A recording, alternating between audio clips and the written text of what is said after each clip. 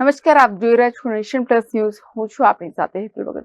વડોદરામાં વધુ એક વખત મેફેડ્રોન ડ્રગ્સનો જથ્થો પકડવામાં પોલીસને સફળતા મળી છે, જેમાં રૂપિયા 6.66 લાખની કિંમતનો 66 ગ્રામ એમડી ડ્રગ્સ મળી આવ્યું છે. વડોદરામાં વધુ એક વખત મેફેડ્રોન ડ્રગ્સનો જથ્થો પકડવામાં પોલીસને સફળતા મળી છે. પોલીસે કેરિયરને ઝડપી પાડી રાજસ્થાનના સપ્લાયરની શોધખોળ હાથ ધરી છે.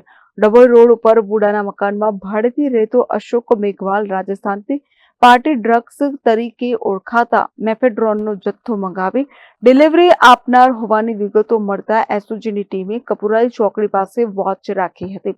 પોલીસે શકમંદ હાલતમાં નજરે પડતા અશોક મહિપાલ મેઘવાલને ઝડપી પાડી તપાસ કરતા તેની પાસેથી રૂપિયા 6.66 લાખની કિંમતનો 66 ગ્રામ એમડી ડ્રગ્સ મળી આવ્યું હતું. પોલીસે તેની પાસેથી મોબાઈલ પણ કબજે લીધો હતો.